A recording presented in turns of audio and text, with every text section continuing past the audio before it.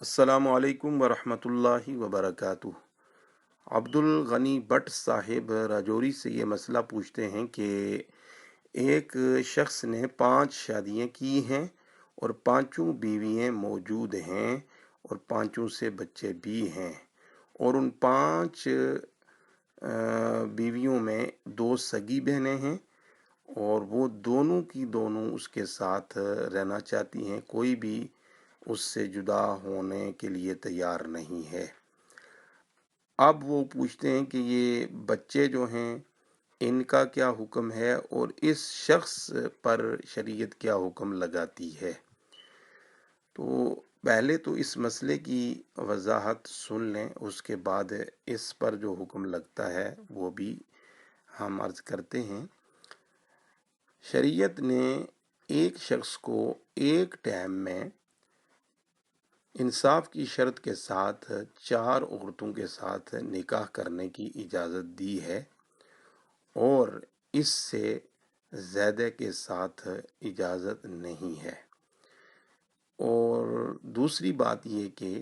شریعت مطہرہ نے ایک شخص کو ایک ٹائم میں 2 بہنوں کو اپنے نکاح میں جمع کرنے کی اجازت نہیں دی ہے، اس کو حرام کیا ہے۔ اب اس شخص نے یہ جو عمل کیا ہے تو اس کی 2 صورتیں ہیں کہ اس نے 4 سے زیادہ عورتوں کے ساتھ جو نکاح کیا ہے تو یہ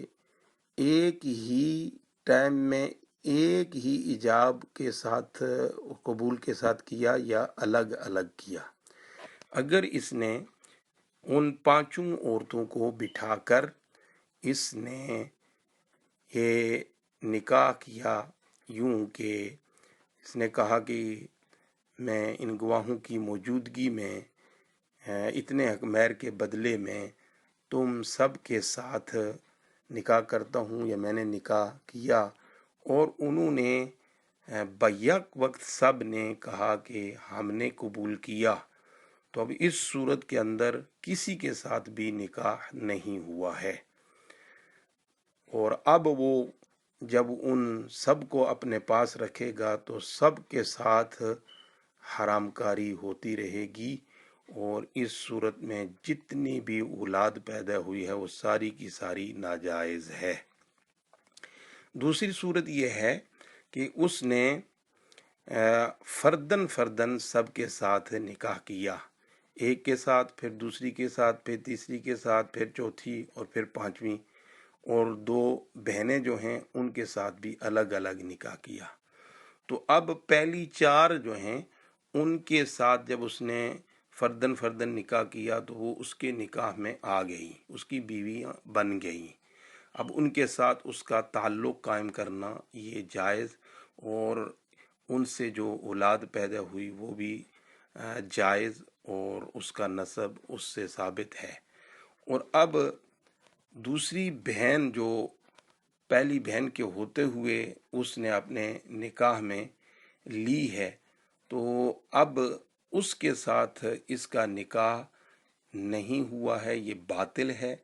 اور اب اس کے ساتھ جو اس کا تعلق قائم ہے یہ سراسر حرام ہے، بغیر نکاح کے انعقاد کے ہے، اور اس سے جو اولاد پیدا ہوئی وہ بھی ناجائز ہے۔ اب اس شخص کے لیے شریعت کا حکم یہ ہے کہ یہ شخص اس غلط عمل کو فوراً جو ہے وہ ترک کرے اور سچے دل سے توبہ کرے، اور اگر اس نے یہ عمل حلال سمجھ کے کیا تو پھر تو یہ دائرہ اسلام سے بھی خارج ہو گیا، اور اب یہ تجدید ایمان بھی کرے اور پھر جائز طریقے سے تجدید نکاح بھی کرے۔ اور جو لوگ وہاں موجود ہیں جن کو اس عمل سے آگاہی ہوئی ہے، ان پر لازم ہے کہ وہ اس کو اس غلط عمل سے منع کریں، روکیں۔ ہاتھ سے روک سکتے ہیں، ہاتھ سے روکیں، زبان سے منع کریں، نہیں تو پھر اس کے ساتھ سوشل بائیکاٹ کر دیں،